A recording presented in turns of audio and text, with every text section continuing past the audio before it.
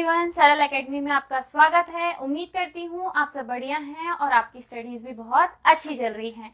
आज हम बायोलॉजी में कवर करेंगे वंशागतिकी के आणविक सिद्धांत के अंतर्गत एक बहुत इंपॉर्टेंट टॉपिक जो कि है चारगाफ रूल। और चारगाफ रूल यानी कि चारगाफ के नियम को समझाने से पहले मैं जो एक छोटा सा लेक्चर उस दिन मिस कर गई थी वो आपको समझा देती हूँ, जो कि है बेटा न्यूक्लियोटाइड और न्यूक्लियोसाइड।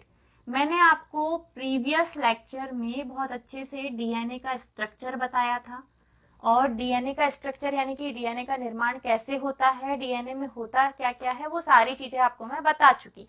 आज मैं सिर्फ और सिर्फ फोकस करूंगी न्यूक्लियोटाइड और न्यूक्लियोसाइड, इन दोनों में बेसिक डिफरेंस, इनका निर्माण कैसे होता है, और साथ ही साथ हम कवर करेंगे आज बहुत इंपॉर्टेंट क्वेश्चन जो कि है चारगाफ का नियम या चारगाफ रूल। तो आइए समझते हैं। ठीक है, न्यूक्लियोटाइड और न्यूक्लियोसाइड, अगर लेक्चर फर्स्ट नहीं देखा है इस चैप्टर का तो अभी जाओ देखो, वो बहुत इंपॉर्टेंट है। उसके बाद ही आपको आगे की पूरी पिक्चर समझ में आएगी। तो बिना ट्रेलर देखे पिक्चर देखने नहीं आना चाहिए, है ना। I know you love movies, but ऐसा थोड़े ना है कि डायरेक्ट आपको हिट सीन आखिरी का देखना है ना। चलो देखो, न्यूक्लियोटाइड क्या है और न्यूक्लियोसाइड क्या है हम बहुत अच्छे से समझते हैं। मैं इन दोनों में आपको डिफरेंस भी अभी बता दूंगी और इसके बाद हम कवर करेंगे क्या, चारगाफ का नियम। उससे आपको न्यूमेरिकल भी बना के दे देता है बेटा, तो ध्यान से समझना। सबसे पहले हम डिस्कस करते हैं कि न्यूक्लियोटाइड क्या है। न्यूक्लियो मतलब न्यूक्लिक अम्ल तो है, और न्यूक्लिक अम्ल कैसा है, तीन चीजों से मिलकर बना हुआ है। कौन सी तीन चीज, तो सबसे पहले डीएनए में होती है बेटा शर्करा। कौन सी शर्करा, तो इसका नाम है पेंटोस शर्करा। डीएनए की शर्करा जिसका नाम है पेंटोस शर्करा, जिसमें यहाँ पे होता है H, यहाँ पे होता है OH। दूसरे कलर का पेन यूज करते हैं हम।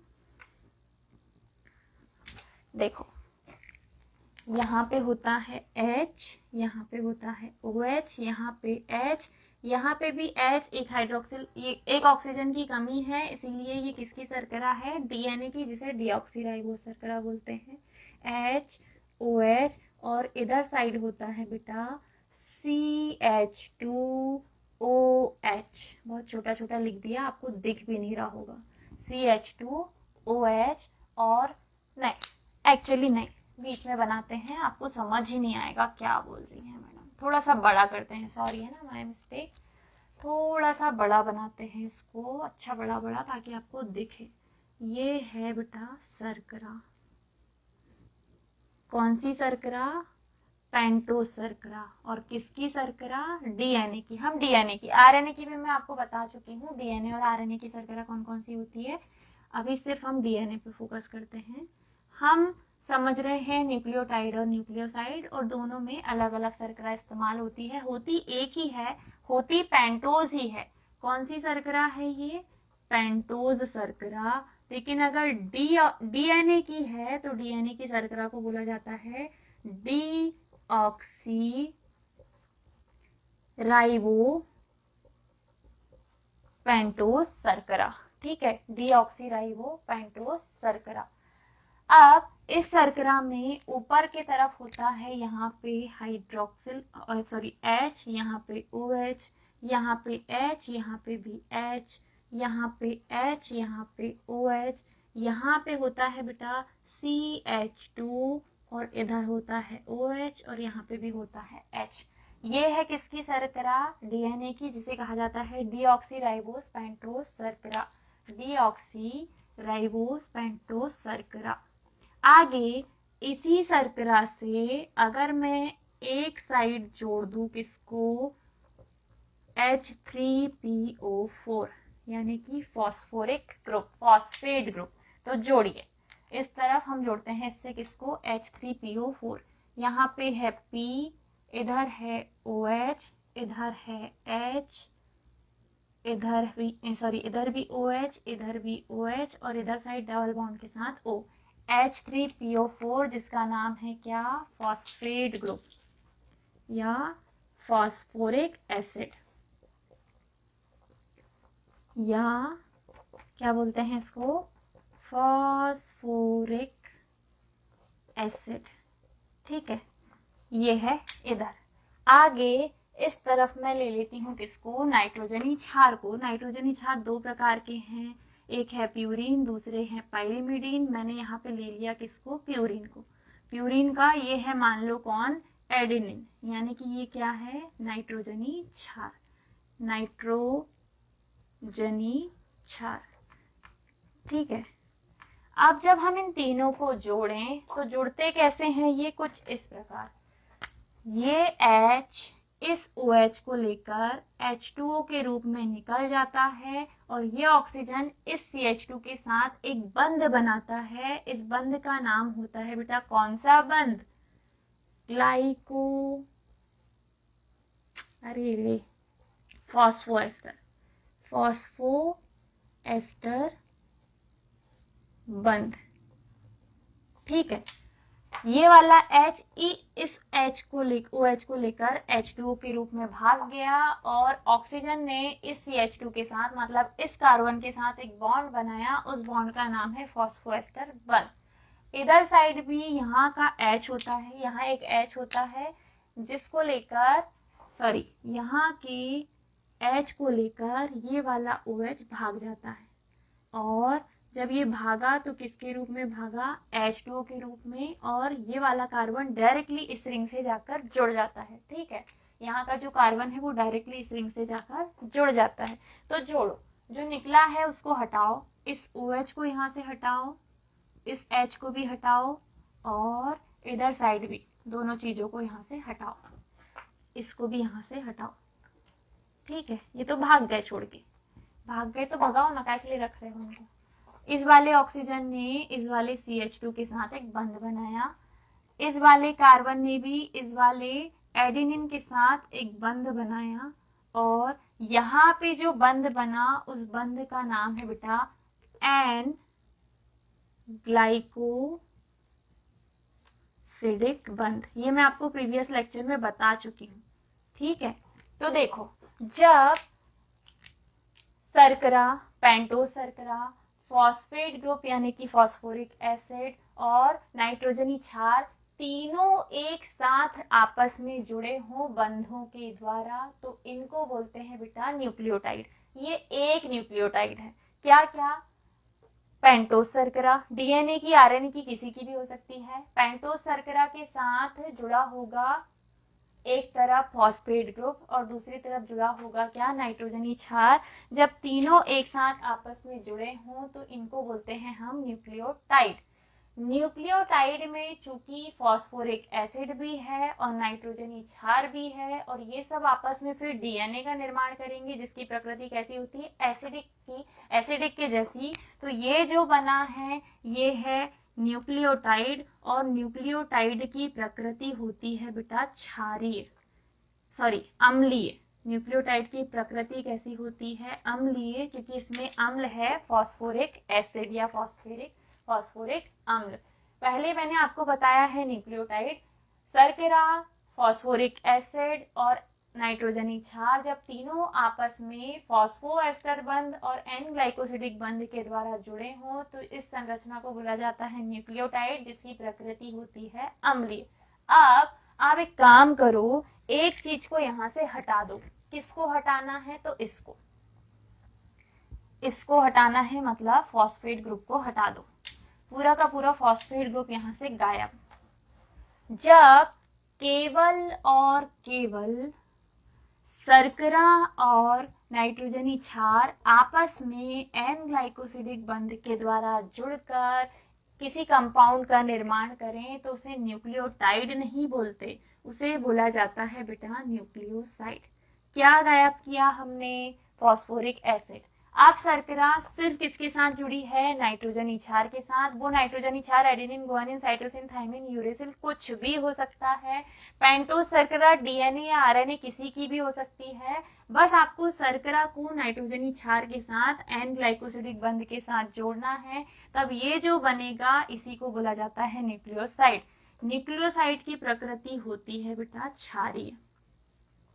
अगर आपसे न्यूक्लियोटाइड और न्यूक्लियोसाइड में अंतर पूछे ना तो पहला अंतर तो तुम लोग यही लिखना, क्या, शर्करा इधर क्या था, फॉस्फोरिक एसिड, इधर क्या है, नाइट्रोजनी क्षार। तीनों आपस में जुड़े तो बनाते हैं न्यूक्लियोटाइड। चूंकि न्यूक्लियोटाइड में फॉस्फोरिक एसिड था, यहाँ पे अभी था ना, तो फॉस्फोरिक एसिड की प्रकृति अम्लीय है तो न्यूक्लियोटाइड की प्रकृति भी अम्लीय होती है। साथ ही साथ न्यूक्लियोटाइड में दो बंध बने थे, इधर की तरफ बना था फॉस्फोएस्टर और उधर तरफ बना है कौन सा बंध, एन ग्लाइकोसिडिक बंध। अब बात करते हैं किसकी, न्यूक्लियोसाइड की। तो जब न्यूक्लियोसाइड बनेगा तो केवल दो कंपाउंड जुड़ेंगे, शर्करा और नाइट्रोजनी क्षार आपस में जुड़कर काय का निर्माण करते हैं, न्यूक्लियोसाइड का। न्यूक्लियोसाइड की प्रकृति, चूंकि यहाँ पे सिर्फ क्षार है, अम्ल है क्या, नहीं, तो न्यूक्लियोसाइड की प्रकृति होती है क्षारीय और ये दोनों आपस में जुड़कर केवल एक बंध बना रहे हैं तो न्यूक्लियोसाइड में एक ही बंध बनता है, कौन सा बंध, एन ग्लाइकोसिडिक बंध। समझ आ गया। हमने क्या समझा पहले, न्यूक्लियोटाइड क्या है, न्यूक्लियोसाइड क्या है, और साथ ही साथ इनमें अंतर भी मैंने आपको बता दिया। अब हम समझेंगे चारगाफ का नियम, चारगाफ रूल। बहुत इंपॉर्टेंट है आपके बोर्ड एग्जाम के लिए बेटा, चारगाफ रूल या चारगाफ का नियम जिसे हम कहते हैं। जिसने नहीं समझा आज अच्छे से समझ लेना। आपको अगर बोर्ड में से एक नंबर का ऑब्जेक्टिव भी पूछे तो वो भी आपसे गलत नहीं होना चाहिए। यहाँ से इतने अच्छे से पढ़ के जा रहे हो और फिर भी अगर गलती कर रहे हो तो ये सही है क्या, नहीं ना। तो चलो समझते हैं। चलिए हम समझते हैं किसका नियम, चारगाफ का नियम।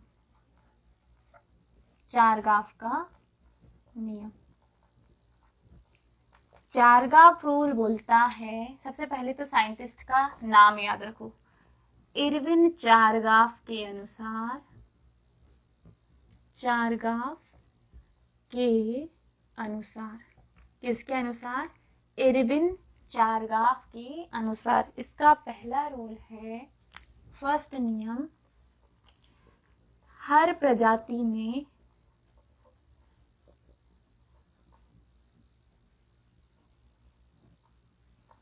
डीएनए में उपस्थित, हर प्रजाति में डीएनए में उपस्थित नाइट्रोजनी क्षार, नाइट्रोजनी क्षार, एडेनिन, गुआनिन, साइटोसिन, थायमिन की मोलर मात्रा भिन्न भिन्न होती है। अब भी समझा रही हूं मैं, पहले मेरे को लिख लेने दो अच्छे से, भिन्न भिन्न होती है। देखो जितने भी जीवधारी हैं, चाहे वो जीव जंतु हो या हम इंसान, सभी में उपस्थित नाइट्रोजनी क्षार जो कि 4 होते हैं डीएनए में, एडेनिन, गुआनिन, साइटोसिन और थायमिन, सभी की जो मात्रा है वो सब में अलग अलग है। किसी में एडेनिन 300 है तो किसी में 200 है, किसी में 500 है, किसी में 700 है। सब में ATCG, adenine, guanine, cytosine, thymine, सभी की मात्रा अलग अलग होती है। वो आपको अभी समझ में आएगा डेरिवेशन से। लेकिन अलग अलग तो होती है, परंतु A की मात्रा T के बराबर और G की मात्रा C के बराबर होती है।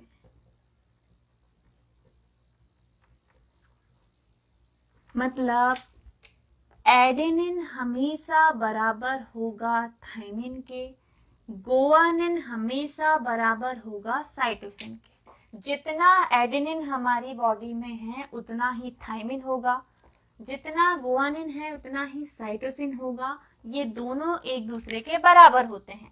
कहने का मतलब A प्लस G बराबर होगा T प्लस C के। आपको पता है A और G होता है नाइट्रोजनी क्षारक जो कि है प्यूरीन। A और G क्या है, प्यूरीन। T और C क्या है, पायरिमिडीन या पिरिमिडीन भी बोलते हैं। तो इसको देखकर आप क्या बोल सकते हो कि चारगाफ रूल बोलता है कि हर एक प्रजाति में जो नाइट्रोजनी क्षार हमारी बॉडी में डीएनए में पाए जाते हैं, उन चारों की जो मोलर मात्रा है वो सबकी बॉडी में अलग अलग है। लेकिन अलग अलग के साथ साथ ए की मात्रा हमेशा टी के बराबर है। कहने का मतलब ए अगर 200 है तो टी भी 200 होगा। जी अगर 300 है तो सी भी 300 होगा। इन दोनों का योग, ए और जी का योग, इन दोनों का योग कितना हुआ? 500। इन दोनों के योग के, यानी कि इन दोनों के योग के बराबर होगा। समझ में आया? क्या बोला मैंने? अगर ए है तो वो टी के बराबर होगा। एडेनिन हमेशा थाइमिन के बराबर होगा। ये मैं नहीं बोल रही बेटा, ये बोल रहे हैं चारगाफ जी। चारगाफ रूल बोलता है कि ए हमेशा टी के बराबर होगा, जी हमेशा सी के बराबर होगा। इसीलिए जो डीएनए होता है ना, डीएनए का जो स्ट्रक्चर है, उस स्ट्रक्चर में ऑलवेज, हमेशा हमेशा क्या होता है? एडेनिन जुड़ा होता है थाइमिन के साथ, गुआनिन जुड़ा होता है साइटोसिन के साथ। ठीक है, एडेनिन हमेशा थाइमिन के साथ जुड़ा होता है, गुआनिन हमेशा साइटोसिन। ये डिफरेंस नहीं, गुआनिन इधर हो सकता है, साइटोसिन इधर है, गुआनिन इधर है, या थाइमिन इधर है, एडेनिन इधर, इससे फर्क नहीं पड़ता। आमने सामने की अगर जुड़ने की बात की जाए तो ऑलवेज एडेनिन जुड़ेगा थाइमिन से, गुआनिन जुड़ेगा साइटोसिन से। मतलब इन दोनों का योग जितना होगा उतना ही इन दोनों का योग होगा। इसीलिए हमने बोला था पहले फर्स्ट लेक्चर में ही कि प्यूरिन हमेशा पाइरीमिडीन के क्या होता है? बराबर होता है। ठीक है, यही है चारगाफ का नियम या चारगाफ रूल। बहुत आसान है, बहुत इजी है।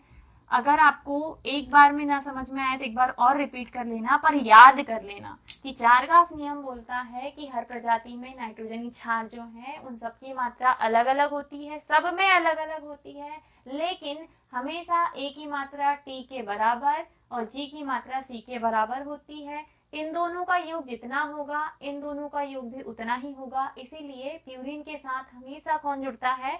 पिरिमिडिन जुड़ता है। ए के साथ टी जुड़ता है, जी के साथ सी जुड़ता है। मान लीजिए किसी व्यक्ति में, क्वेश्चन है आपका, किसी व्यक्ति में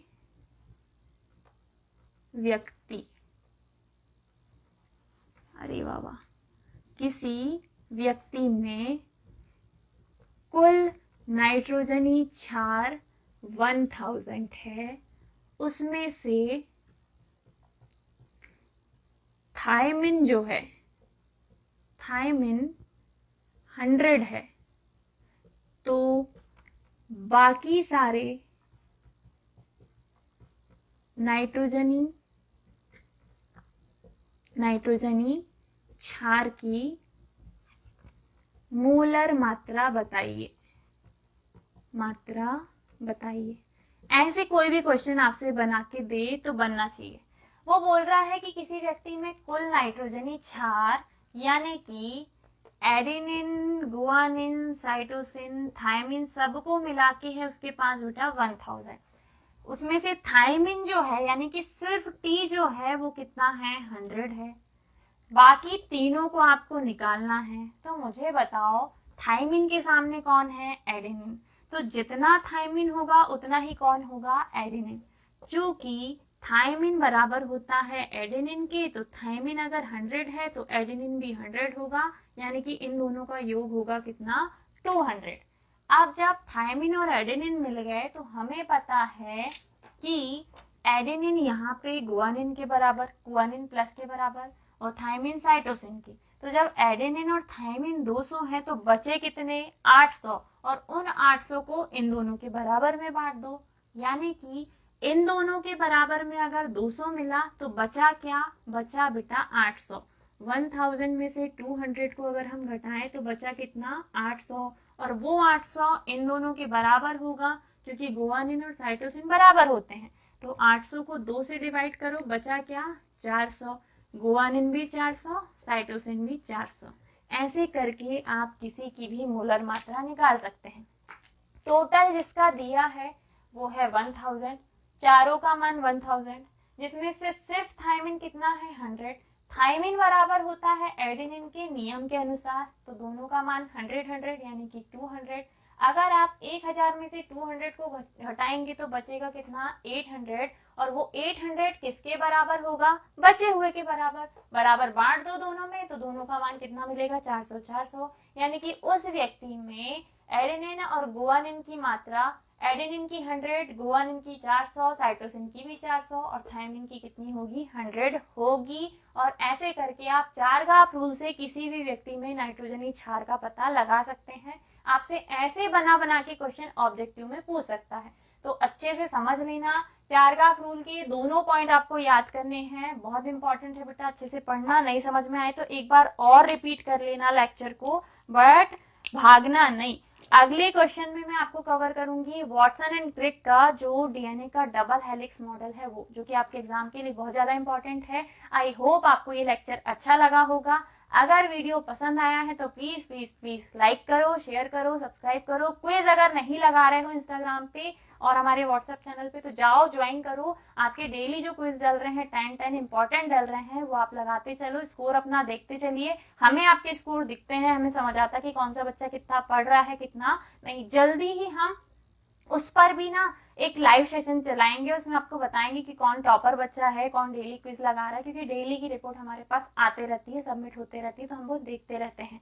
और साथ ही साथ आपको थोड़ा सा सपोर्ट भी करना है। इंस्टाग्राम को अगर फॉलो नहीं किया तो करवाइए, अपने दोस्तों से भी करवाइए, बताइए कि भैया सरल एकेडमी जैसा भी कोई चैनल है जो आपको फ्री एजुकेशन बहुत अच्छे से सरल तरीके से प्रोवाइड करवा रहा है। इंस्टाग्राम पे आपके लिए नोट्स भी डले हुए हैं, नहीं अगर मिले हैं, नहीं देखा है तो अभी जाओ देखो, आपके 12th के इंपॉर्टेंट सारे नोट्स आपको वहां मिलेंगे। जैसे जैसे सिलेबस होते जा रहा है हम वैसे वैसे बच्चों के नोट्स आपके लिए अपलोड करते जा रहे हैं, है ना। पुराने नोट्स नहीं, चूंकि सिलेबस बार बार बदलते रहता है, तो हम सोचते हैं कि अभी जो रिसेंट हम पढ़ा रहे हैं, जैसा भी पढ़ा रहे हैं वैसे आपको एज इट इज नोट्स आप हमारे लें, आप उनसे ही पढ़ें। और साथ साथ अगर आप चाहो तो हमारे साथ साथ भी नोट्स बनाते चलो, कोई दिक्कत नहीं है। चलिए बातें हो गई बहुत ज्यादा, मिलते हैं अगले वीडियो में अगले टॉपिक के साथ। तब तक के लिए bye bye, take care, Radhe Radhe.